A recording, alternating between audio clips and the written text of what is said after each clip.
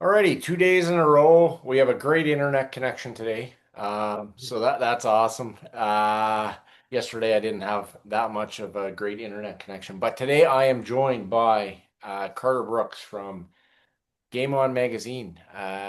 So yeah, Carter, thanks for wanting to come on and share your story before the busy hockey season. It almost seems like a sequel, doesn't it? Yeah, To you're what we experienced, isn't it? you're right on to it. I think so. Thanks for having me. Appreciate you doing this. Mhm. And yeah, like you said, you nailed it. It's gonna be a real busy time. So you caught me now because you won't hear from me for the next 9 months or so. Yeah, when I say maybe we move it to next week, it's Jet. Yeah, I guess the Jets are playing on Sunday and they're practicing already. And so how does this kind of look for you? Like when do you pick up the notebooks in at draft time or You know what? yeah? People always talk about the summer being the off season, and I agree.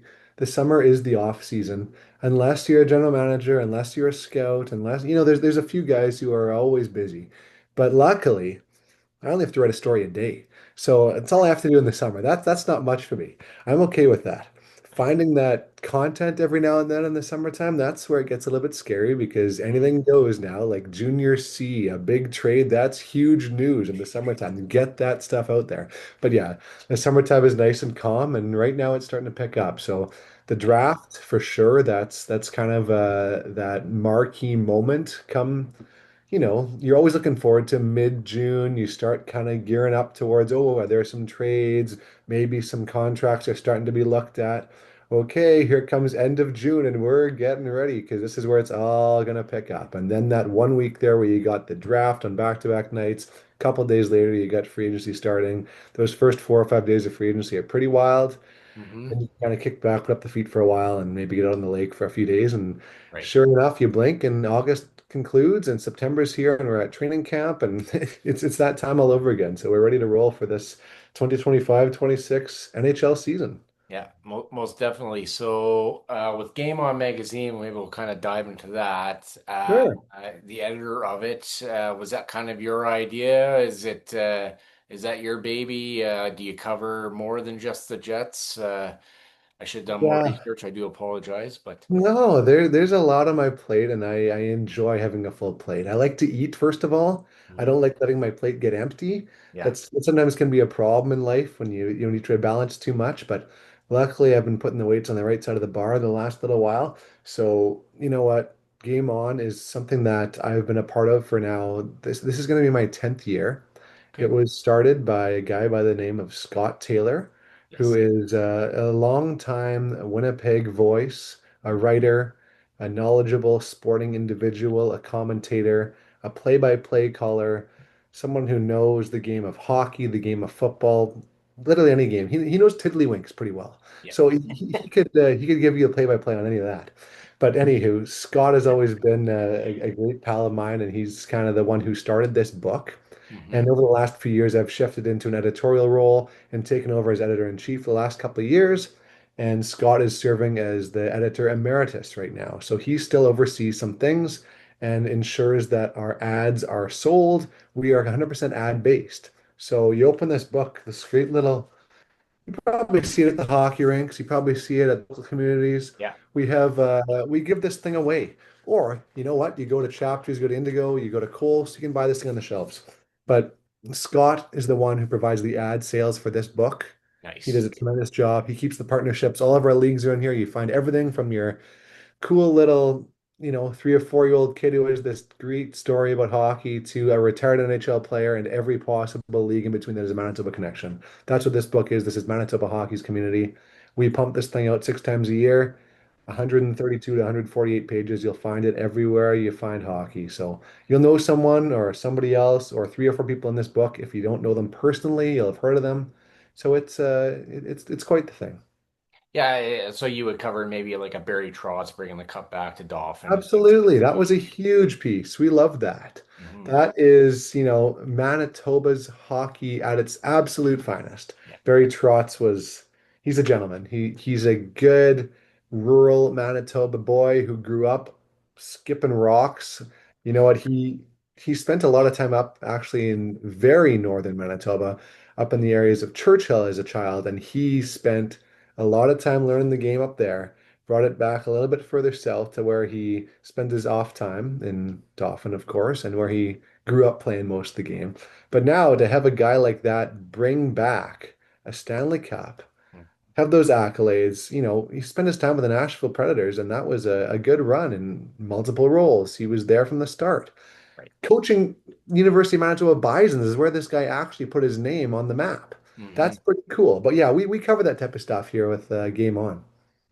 Well, yeah, it keeps it relevant, right? Like everybody thinks Mhm. Manitoba's boring. I kid, right? But like there's tons of There's a stuff. lot. There's tons, and like, Mhm. and I always laugh like here in Steinbach when we've billeted for the hockey team here, and parents come out Yep. and they're like, "We just love it here." It's like, and then they view Steinbach as like their anchor point for their kids Yeah, taking off and in other things other than hockey. So it's very interesting to me. it Uh, is. it totally is, and yeah, good on you to be a part of that. And so, what other roles do you cover? Like, how does game day look for you with the Jets? Yeah, so on a typical game day, I hold a few hats. I work for the Hockey News as well as the beat reporter here for the Hockey News in Winnipeg. Hmm. So we have our own website.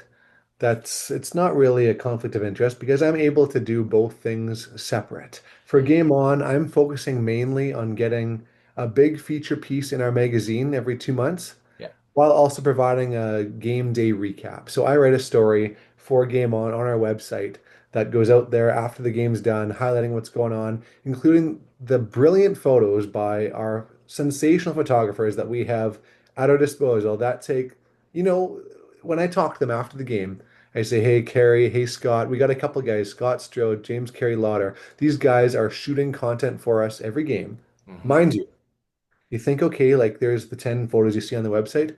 These guys shoot upwards of 10,000 shots a game. That camera is clicking the whole time. You press and hold the trigger and it's shooting Yeah. everything. Oh, that was just the puck going on the boards. There's 30 shots of that. Okay, each individual isolated shot of these guys that they're shooting on the opposition. We have a guy coming to town. Oh, look, we have Carolina in town. So we're Mhm. focusing on Seth Jarvis, of course. We got to get a story for his book. We got to get a picture on the website for this sensational Manitoba guy. We have a photographer who's shooting content for us, probably a second one too. They balance. There's a lot of fun in it, but these guys are working super hard. I'm just sitting there Wow. writing the story. They're doing the content. They're putting together what they find are these accurate highlight of the night moments where they edit them on their computers. They pull them from their phones, from their cameras, get them over to me, and I include them in my story. So those Nice. guys doing the hard work there. Yeah. They get the content out to me. I put a game day story together, share that. That's for Game On. Hmm. Hockey news, I'm writing a bit more of an in-depth story about what's going on in the game, maybe a critical moment, something to do with, maybe someone had something important happen in the pregame. Maybe something happened the week leading up to the game. Maybe there's a rivalry going on here. We write a story kind of focused on a little bit more of a theme, something that's happening during the game. Maybe there was a big injury. Maybe there was something that happened that really doesn't happen too often in hockey. So that's kind of the theme of that story. That one comes out at the buzzer. So when that horn rings, five, four, three, two, one, when that happens, I get, I don't know, a minute, minute and a half to have my story submitted online, shared, posted to social media because I got to sprint down to the dressing room to go talk to the boys after the game. That kind of becomes a little bit of a rush. You're running up Yeah. and down 15 flights of stairs and hoping that you're getting your stuff tweeted out in time, looking at your phone, hoping you aren't skipping a step, hoping your shoe isn't untied. Get down to the room, talk to whoever's brought out. Maybe it's Shife, maybe it's Helly, maybe it's someone else, whoever the star of the game is. We have our conversation. Then you book it back up to the working area in the press box. You start listening to your recording, you transcribe that all, you get your quotes needed, you join the what we call is the quote loop. So this really well-run, organized group of individuals who serve as writers here in Winnipeg. Mhm. What we do is we each share our quotes. So let's say Steve over here is working for such and such outlet. Carter over here is working for this outlet. We got Jimmy over here. We got Scotty. We got Kenny. We got Mike. They all have their own outlets. They're all going to use the same quotes. We're all going to get them from these guys. But Right. as opposed to me going and transcribing everything, every single guy listening to my headphones, rewinding, pausing it, rewinding it, playing it, I'm going to do the first 3 minutes of this Shifley interview. Right. Okay, then the guy beside me here, Ken, he's going to do the last 3 minutes. And the guy beside him, he's going to do Hellebuck. The guy beside him, and so on. So we kind of divide that up. We get that content all sorted out. Okay, here's the full thing that everybody said after the game. We share that amongst ourselves. We're able to kind of cater our stories towards what we get. So as opposed to everybody doing this hard grunt work of recording and writing and transcribing everything, you get your share, you get it done, you get it out there. Oh, I can add these quotes to my story. So by the time I'm writing my second story, I write a second piece for Hockey News after the game's done. I add those quotes into it. I'm finishing up my game on story at the same time, pulling quotes into that. Of course, a different story.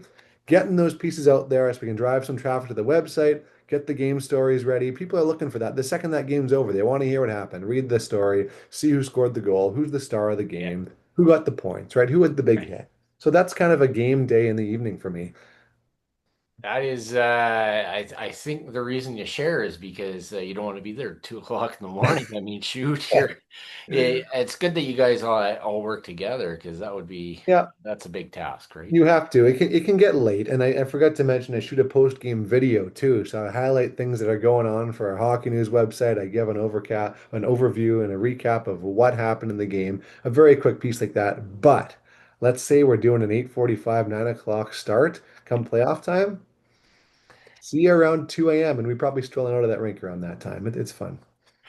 Definitely, right? I mean, as you say, that's one of my questions. That's probably what you love about the job, right? It's just, I mean, that's why it's one of my pet peeves when fans leave early. Like, game ain't over. You got to Nope. watch to the end, Yeah, and you're there working behind the scenes and getting that content out because we are far past the news of we got to wait till 11:30 for the highlights. exactly right. It has to be what happened. We have to know this is the Mhm. day and age we live, right? So Yeah, absolutely. I'm with you on that one.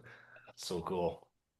Role models and mentors that have helped you in your journey. Sure. You know what? I went to school for communications and media. Hmm. I'm doing communications and media, so I'm Nice. pretty happy that that worked out.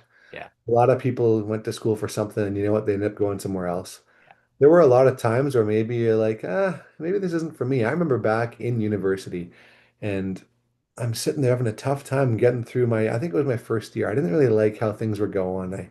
Did I choose the right area of study? Why am I doing all this writing? I hate these essays. This is horrible. I hate writing. I just want to be talking about sports. I want to do all this. And my faculty advisor, his name was David Balzer, still is David Balzer. He's alive and well. He provided me with a really important sit down conversation one time. He said, Carter, like it's not going well right now. What's going on? What's happening? Why are you having a tough time with this? And I just kind of laid it out and I said, hey, like I'm not liking writing about politics. I don't like talking about what's going on in the news in the world. That stuff just doesn't excite me as much. Mhm. Well, I know you love sports. I know you like all this. Do you want to maybe change the focus of this next thing I assigned you to maybe have a bit of more of a sports theme and show me what you can do? Because right now I'm just not seeing it, he said to me. That Mhm. was a bit of a wake-up call, and I thought, hey, like I was doing okay. Like, I don't know, I was there at a scholarship. I it probably wasn't, I should pull up my socks a bit higher and I don't know, put the nose to the grindstone, but I wasn't doing that. And I think it took a little bit of a kick in the butt there to say, hey, let's write about something that we know. Let's give it a bit more of an emphasis on what's going on in my life. And from that moment, it just a switch flipped and things started to click in my mind, and I could write. I wasn't sitting there kind of I don't know what to do. I can't do this. This isn't for me. And you know what? That worked out so well. And I owe a lot of that to David, who again still serves as a communications teacher, a professor, a faculty advisor. He fills quite a few shoes. And I owe a lot of that to him. They also helped set me up with my internship, which was at the Hockey News in Toronto. So when I was finishing up my degree, I had to sort out what they call an internship, a practicum. Mhm. I went into one guy's office and he said to me like, what do you like?" And I said, "Music, I like sports." Well, we got to set you up with something, and there's a few other options here we could let you choose, but I got a good idea. We once had a student here by the name of Jeremy Siemens in 2007, and he went to the Hockey News magazine in Toronto. Mhm. And my eyes lit up, and he must have saw my excitement. Do you want to do that? He said, and you know what? I said, yeah. Like, where do I sign? What's the deal? They gave me an interview. They set me up with the guys who are working the magazine at the time, and I ended up driving out there in my little 2005 Chevy Cobalt and set up for the summer and stayed there for half a year working at the magazine. It was an unbelievable time and experience unlike any other. First day on the job of interviewing Drew Doughty and Corey Perry. It was an absolute blast. I learned so much, and the guys at the Hockey News were so great to me. Ken Campbell, one of the best writers I know, Yeah. one of the best reads you can have, one of the best debaters, arguers. He is loyal to a T. He's strong on his points. He taught me so much about writing. Brian Costello, one of the editors of the magazine, he is so stats driven and so helpful with proofing and editing and numbers and ensuring that the reason why you write, he helps give you the perspective to put it back into your mind as to why am I saying this? Why am I writing this? Every word in this story should serve a purpose. If it doesn't, get that word out of there.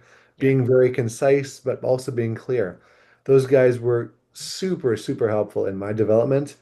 Of course, like I mentioned earlier, Scott Taylor served a really important role for me. I finished up at the Hockey News magazine. My internship was over. They said, "This is great. We'll keep you on file. We want to have you as a writer down the line," which they ended up calling back a few years back, right? And I took on this role here at the Hockey News in Winnipeg when they expanded. Yeah. But I was done there and I had to find a new job when I came back to Winnipeg. I was finishing my degree, right? I finished my practicum. Here I am in Winnipeg. I got to find something to do with my time now. I'm done schooling. What do I do? So I found this local Game On magazine. It was, I think, 32 pages at the time, maybe 28. It was a little flip book held together with a staple, and it said written by Scott Taylor in every story. And I said, "There's no variety there. Don't need another writer." So I sent an email to this Scott Taylor fellow who I didn't really know. I had seen his name in the paper years ago, and I think Mhm. my dad said, "Oh yeah, he's been around and he talks about sports on the radio." And I was young back then. With I 92 reached City out to him. FM with Tom and Joe. Exactly, Right. right? So back in those, I've learned so much since. But the fun part was I sent him an email. I said, "Scott, like, I would love to contribute here. What can I do? Can I write a story?" "Get lost, screw off," he said. I said, "What?" "Okay, I guess not. I got this book under control. Don't bother me again." So then, of course, in a month, I sent him another email and I said, "Hey, Scott, like, it's me again. Any chance?" "Oh, you know what? Maybe next book. Get back to me." "Okay, I'll give you another issue." He goes through the next issue, and of course, the book comes out. It looks great. I think it was Jonathan Taves on the cover, which we're doing this fall. Get ready for our training camp issue. Jonathan Taves on the cover. Any, Nice. anywho, um, Scott, I finally reach out to him, and he says, "Okay, you're very resilient, and you keep pestering me enough. I guess I'll give you a story." He gave me a story. He loved the story.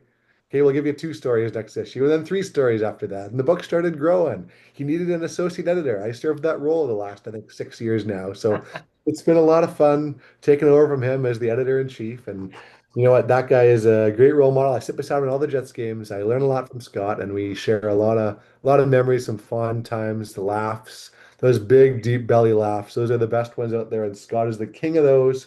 The last guy on my list here is probably my dad.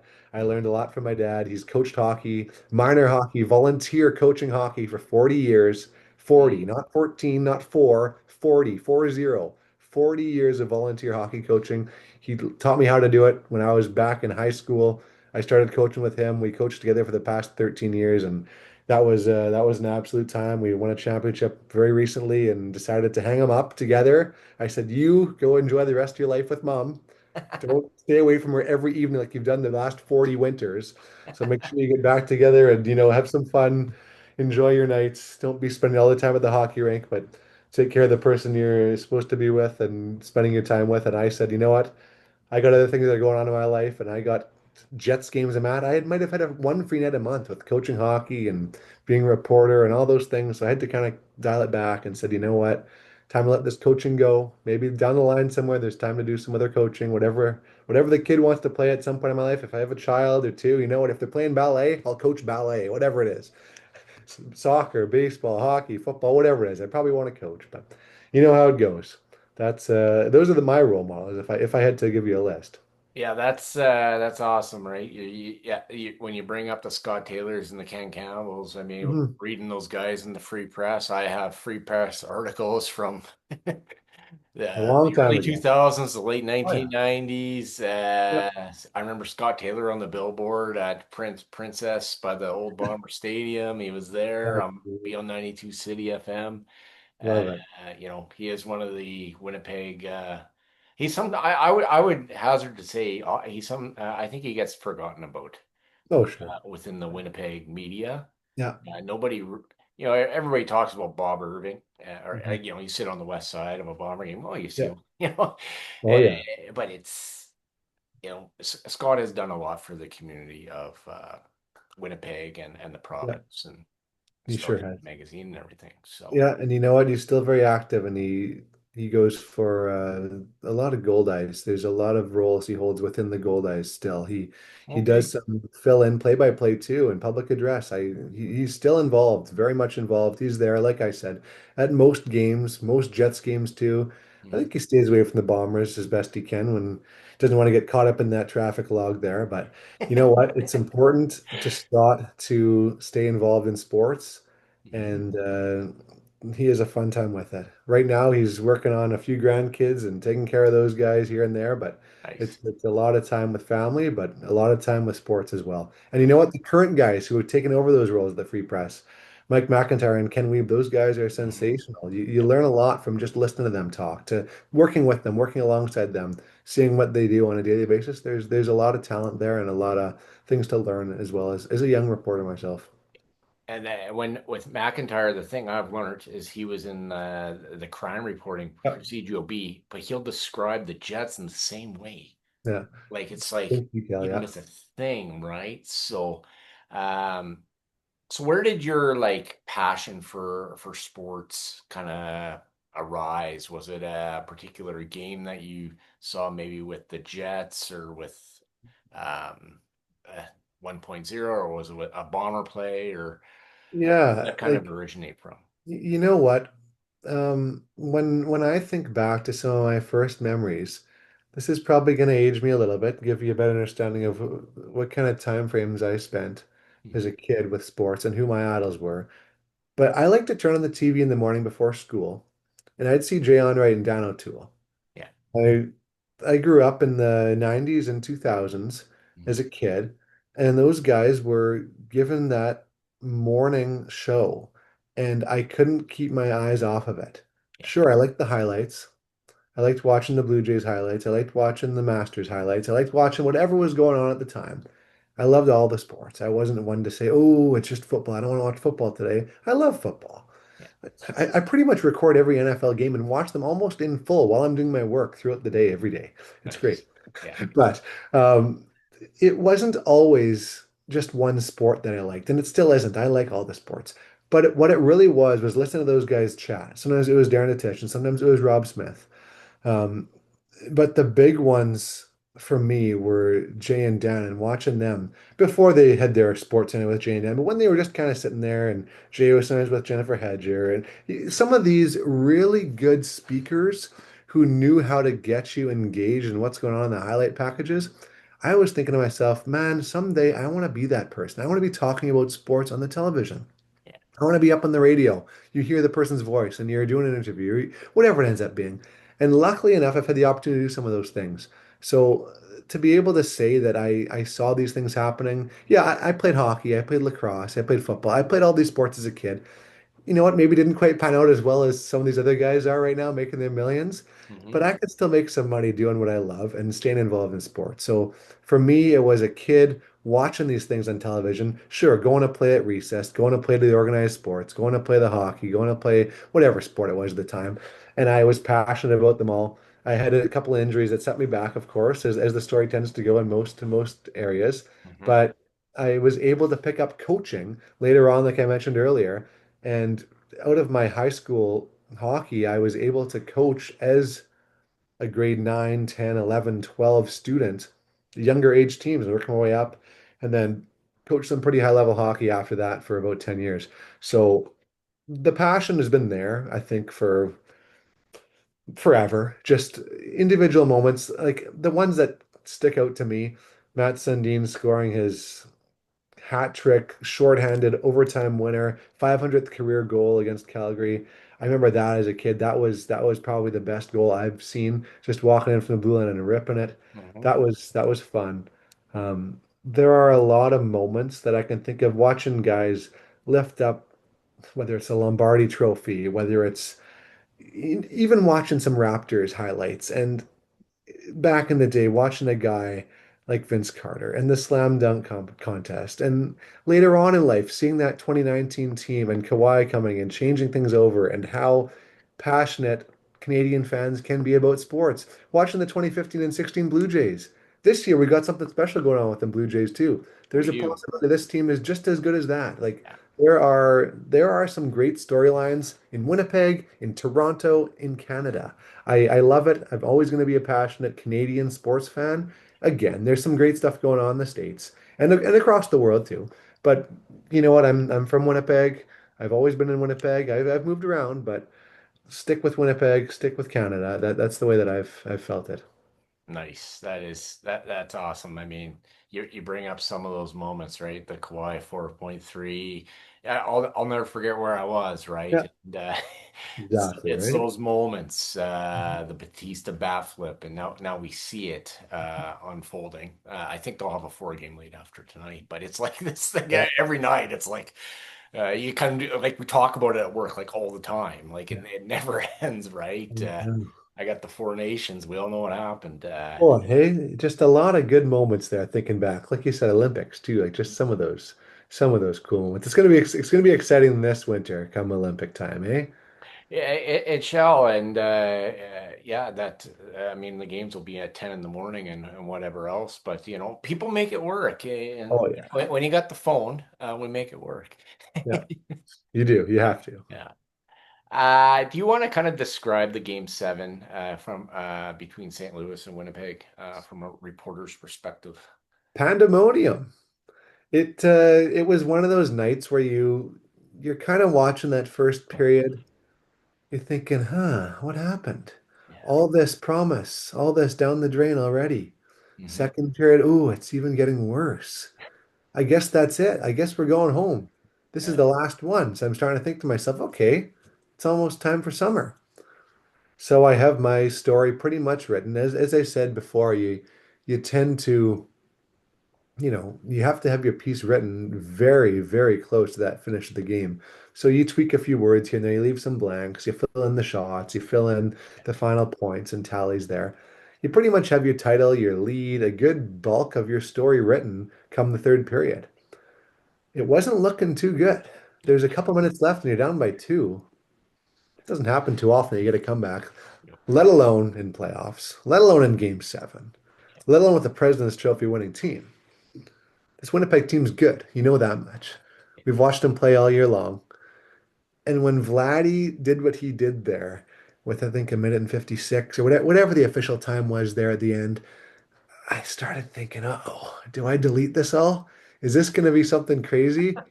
Am I going to be on my tippy toes scrambling to write this story that I should have written all game?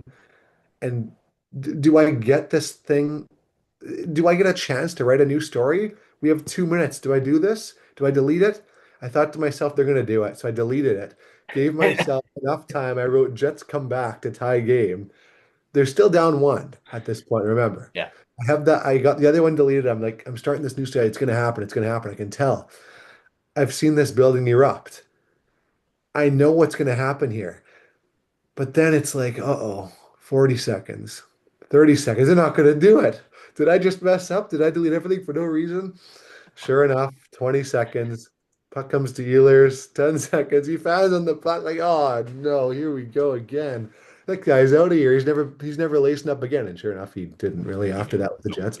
But I thought that was it. That's going to be his fate. Ehlers fans on point shot, puck skirts by, and Jets are eliminated in the first round. Jets choke. They can't do anything. Hellebuck's awful. Those storylines you're expecting to hear when this type of thing happens. Hmm. Fans on the puck. Adam Lowry gets it, gives it back to him. I'm on the edge of my seat. I'm typing. I got a couple of seconds to make a decision again. What am I writing? What's my storyline? What's my lead? What's my title? That's what I'm worrying about. That's the reporter in me. Mhm. Scott's standing here to my side. He's up, he's standing up, looking at everything. He's leaning over. Here we go, here we go. I hear him saying, and Ehlers winds up this time, and it's not a shot, right? He gets the puck across ice to KC, who I don't know how you corral that puck so quickly and one time that as a shot pass just along the ice there to how he sees Fets just wide open in front either. The stick down, the redirection, the puck goes up, the puck goes over Binnington into the net. Goaltender collapses on the ground. Blues players are sticks on their quads, hunched over. Jets are jumping. Crowd is just incensed. Everyone's up. You see hands, you hear screaming. It's the loudest sound I've ever heard in my life. Mhm. I've seen car accidents. I've heard train horns. I will never hear something that loud. 1.6 on the clock. Like you said, those moments where you know exactly where you were, where Mhm. you're going to be for the rest of your life, you'll remember that one. Yeah. People are jumping. You're not supposed to cheer in the press box, but there was screaming. It Yeah. was loud. Again, quickly as the reporter, okay, you get back, you write the new piece, you start going, you expect them to win now. So you get a few minutes. I get that 13-minute time period between overtime and in the postseason, you still have 18 minutes between first and second period and second and third period of the intermission. But in the postseason, in overtime, you have a bit less. It's about 13 and a half minutes. So had to quickly scramble, get the story written. What I wrote was Jets win in overtime. And then sure enough, Adam Lowry delivers. It took a while. Neil Pionk, and you're down Josh Morrissey. You're thinking things are not going well. Yep. But Neil Pionk did what he did. He played his minutes and shot that puck. And Adam Lowry, captain as he is, right where he's supposed to be, in front of the net, Mhm. redirects the thing, and here we are off to the second round. So get that scramble, that story out, punch it out. And because I was able to write this thing in time, my story out first, I was able to get those first few views, and it was still accurate. I had those decisions to make as a reporter, and I did. And I thought this team, I've seen them do it before. I've seen these guys score a lot of goals this President's Trophy winning season. They're going to do it. I know it. It's going to happen. I lost faith with about 40 seconds left, but they managed to pull it off. And that was that. You went home energized. I don't think I slept that night. I was back in the office the next day for like 7 a.m. and it was good. What a fun time. Yeah, that was the most exhausting 4 hours. I can equate that to the Chiefs and the 49ers in the Super Bowl, but like that was Sure. that was different because you knew people. I knew people that were in that building, and you did too. And just again, when you're born and raised in Winnipeg and understand, it's like that's a moment Yeah, that we'll never forget. ever. It could be the equivalent of the announcement of the Jets coming back to Winnipeg. Yeah, Maybe sure. I know where I was. I was playing flag football and people were high-fiving and jumping in Yeah. the summer. So Yeah. and then yeah, just kind of quickly, how do you kind of see this season kind of transpiring? No season's ever the same. I think there's realistic expectations here for Jonathan Taves. But how does Carter Brooks see 2025, 2026 season? Yeah, you know what? People have asked me this a lot lately. As training camp kicks into high gear here, we're starting tomorrow.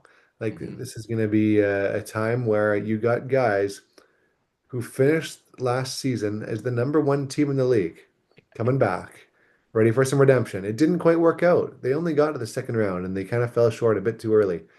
The expectation in when you're that President's Trophy winning team, you got to return. You got to do the same thing you did before, but it's never going to happen. It's very rare you get a back-to-back President's Trophy winning team. So, are they going to finish with 115, 16, 17, 14, 13 points? Probably not. Are they going to be the number one team in the league? Probably not. What they do have going for them is a rock solid goaltender who is the Hart Trophy winner, back to back Vezina Trophy winner, back to back Jennings Trophy winner. Hmm. If that guy shows up in three-quarters of the form he was in last year, you're in good shape. If he doesn't, well, then you got to pick up the slack elsewhere. And luckily enough, there are guys by the name of Kyle Connor, Mark Scheifele, and Gabe Vilardi who know how to control some offense up front. And you got budding stars after them too. You got a young guy by the name of Cole Perfetti who scored, like we said, the most remarkable goal most Jets fans will ever see. And this team's going to be around for a long time. Just ask Gary Bettman. They're not going anywhere. But Hmm. that will probably be the most remarkable goal we see in our lifetime, Yep. given all situations. On the back end, Josh Morrissey and Neil Pionk, they can get the job done. Dylan DeMello, Dylan Samberg, those are some quality defensemen. They are absolutely in their prime, and this is the time to deliver. So, adding some veterans, like we saw Chevy do this offseason, to the surprise of most with Jonathan Toews coming in before free agency, that was super exciting for someone who's a Winnipegger. We all saw Johnny T roll in to that Conn Smythe trophy winning caliber back in 2010, 2013, 2015. Winning hockey games when it matters is probably the star that the Jets need on their team. They just haven't found that guy who can quite get the job done when it really, really, really matters. So bringing in someone of Jonathan Toews' caliber will be incredible for the young guys, those aging guys, the peak of their career guys, even the coaching staff. Everyone's excited to have this guy around. Listening to Chevy talk, talking to Scott Arniel, these guys are ready to learn. They're not ready to learn from the other guys, ready to learn from Jonathan Toews. Hmm. That is something. That's a mindset, that's body, that's a lot of strength, a brain, guy who's been around pretty much everything. He wins wherever he goes, whether it's a World Junior team, whether it's an Olympic team, whether it's a Stanley Cup winning Chicago Blackhawks team who won 3 times in 5 years. Like it's a lot of skill, a lot of knowledge, and a lot of passion coming forward. Jonathan Toews is not 25 years old anymore. Let us not forget. So, is he going to deliver the same level of play he had before he finished playing hockey the last time? No, he's not. There will not be anybody out there that's going to say Jonathan Toews will deliver 80 points, 70 points, 60 points. I don't think that's going to happen. Prove me wrong, Johnny. I would love to see that happen for Winnipeg.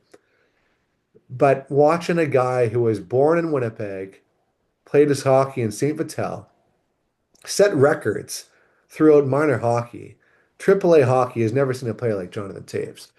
Mind you, scoring 98 goals in a year is something else. But Jonathan Toews is going to be that guy if all goes well. When I say that, that means health. That means fatigue. That means training. That means mental capacity. That means a lot of different contributing factors that will play a role in his 2025-26 season. Where we see him finish, I don't know. Where we see him start, we're probably in that middle six. People ask me, is he top six? I don't think right now he's top six. I think he's middle six. Yeah. So that second, third line, there's a Hmm. spot there that we've seen Adam Lowry fill. Oh, by the way, Adam Lowry is not going to be there for a couple months. He's recovering from hip surgery. Hmm. That's not fun. No. He's working his way back. He's been skating. That's great. And he has a good attitude about it. So that's great. But you're going to need some leadership to fill in there. And that's where a guy by the name of Jonathan Toews comes into the fold. Captain Serious. He's not the captain anymore. He doesn't even know these guys that well. But he knows how to lead. He knows how to be an example. He knows how to follow. He knows how to listen, knows how to learn. He's emphasized that in his availability so far. He wants to listen. He wants to be a leader who soaks in what's around him. He doesn't want to come here and change things. No. He doesn't think much needs to be changed. He knows the guys on this team a little bit. Doesn't know them that well. He's been in the Central Division for a long time. So he had seen a lot of these guys play. Where he is physically, that's what's going to be the holdback. So if we see by 15 games he doesn't have it, he might not have it anymore. But maybe by game 10, by game 5, game 6, somewhere in there, oh yeah, he can do it still. We'll see. We'll see how it plays out. But it's going to go one of two ways. You bring in a guy like Gus Nyquist too. You bring in a guy like Tanner Pearson. There's some more depth. There's Hmm. some middle six depth, is what I like to call it this year. It's going to be that make it or break it. Where these guys are going to stand. Do they have much left in the tank? Tanner Pearson knows how to shoot the puck. He's not the fastest of skaters. Gus Nyquist was one of the fastest of skaters. He's not there either. So there's this slowdown that's going to be happening. You lose Nick Ehlers, the team's going to be slower no matter what. Bring in 3 guys on the higher end of 30 than the lower end, yeah, you'll be a little bit slower. So expect that. Don't be disappointed when Tanner Pearson isn't skating 23 miles an hour. Don't be surprised when Rasmus Kupari isn't there and the fill-in guy, Gus Nyquist, isn't skating within the top five NHL edge statistic guys, the leaderboard. He's not going to do it. Hmm. But what you will have is some guys who've been around, who've played hockey in the Central Division, the Western Conference, know what's going on, and will provide some leadership and some skill and some brain to maybe fill that void of what's missing. I like that take, right? And again, Ehlers was here for a long time, and yeah, you can't replace a guy like that per se, but to bring in some of these guys and then yeah, bring in Jonathan Taves, he knows the fabric again of the city and all of that. And I could just tell in this press conference that, he starts by saying, "Hi, Mom," like just, oh, it kind of sets the tone. Everybody's relaxed, everybody's good. And he made a comment there where he goes, "You know what? He said, the hands are there and the feet will come," or something like that. I don't want to misquote, but it was like he knows that, it's been a journey and that sort of thing. And he had other options in Colorado. So for him to come to Winnipeg, I think that's, that bodes well. And Mhm. it kind of crushes the myth that nobody wants to play here. It sure does, right? And you know what? He said it so well. He said, I couldn't see it any other way. When he put on that sweater and he kind of looked down at it and smiled, Yeah. that's what he said. It's what he dreamed of. It's what he wanted to do. He couldn't see any other outcome. Yeah, yeah, it's so good. Yeah, it's exciting. So if training camp starts tomorrow, you better get a good night's rest. I said 45 minutes, and we're coming up on our time. So was there anything else you'd want to quickly cover before we sign off? Hey, you know what? I think you nailed it. You've touched on anything that I even dreamed of thinking about saying. You gave me a list of things to say. I didn't look into them. I just said I like to talk. Yeah, I can give you whatever you're looking for, my friend. I'm happy that it went the way it did, and yeah. thank you for giving me the time. I appreciate it. Always willing to chat. I love Mm, sports. I like to talk, sometimes too much, as yeah. you'll find out. But here we No, are. Thank you for doing it. yeah, no worries. And as I say to everybody, I'd love to have you on again sometime, and we can kind of go from there.